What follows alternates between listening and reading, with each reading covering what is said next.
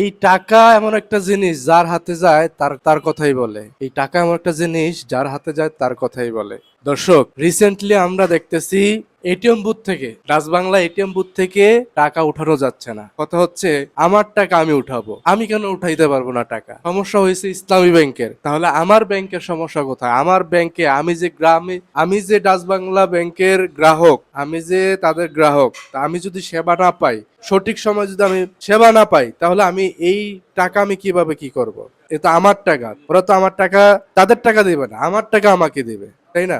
আমার কাছ থেকে প্রতি মাস থেকে টাকা কেটে নিচ্ছে। তো সেই জায়গা থেকে আমি তাদেরকে টাকা দিয়ে পালতেছি, তাদেরকে চলাইতেছি, আমার টাকা আমার তুলতে সমস্যা কোথায়? আমি কেন আমার টাকা উঠাইতে পারবো না? দর্শক, আজকে প্রায় 5টা এটিএম বুথে গেছি, 5টা এটিএম বুথ থেকে আমি টাকা উঠাইতে পারি নাই। কেন উঠাইতে পারি নাই? বাংলাদেশের কি সমস্যা হয়েছে, ব্যাংকগুলোর কি সমস্যা হয়েছে, এটা আমরা সরকারের পক্ষ থেকে জানতে চাই। যে বাংলাদেশে ব্যাংকে কি সমস্যা হয়েছে, আমাদেরকে সরকারের পক্ষ থেকে জানাক। আমাদের মানুষের মনের ভিতরে যাদের সারা জীবনের সঞ্চয় এই ব্যাংকের মধ্যে রাখা হয়েছে, এই ব্যাংক যদি দেউলিয়া হয়ে যায়, ব্যাংক থেকে যদি এই বড় বড় আমলারা সবকিছু নিয়ে ভাইগা যায়, তাইলে আমাদের সাধারণ মানুষ যারা সারা জীবনের সঞ্চয় ব্যাংকে রাখা হয়েছে, তাদের কি অবস্থা হবে? তারা তো পথে নামতে হবে, পথে বাধ্য হবে নামতে।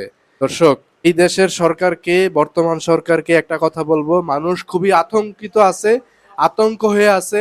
আপনারা এই বিষয়টা গুরুত্ব সহকারে আপনারা এটা যে কোনো বিষয় আপনারা বিষয়টা আপনারা জানান, জনগণকে জানান।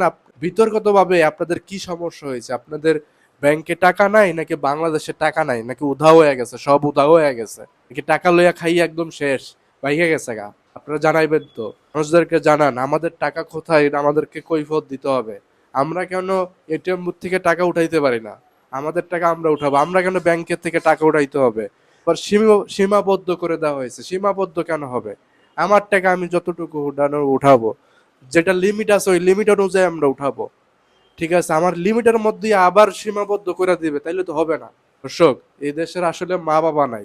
মা বাবা নাই দেখে এ দেশের এই অবস্থা। মানুষের জানের নিরাপত্তা নাই, শিক্ষা খাত ভালো নাই, চিকিৎসা খাত ভালো নাই।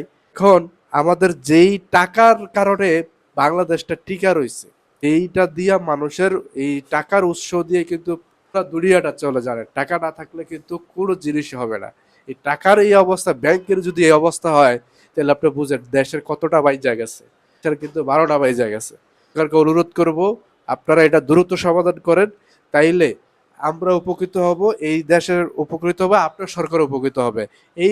আর কয়েকদিন যদি এরকম থাকে, তাহলে আপনার সরকার, আপনারা জনগণকে আর সামাল দিতে পারবেন না। জনগণ যখন খেপা যাইবো, টাকা না পাইবো, তখন তো খেপা যাইবো, তখন কিন্তু আপনার সামাল দিতে পারবেন না। দর্শক, সবাই ভালো থাকেন। আসসালামু আলাইকুম।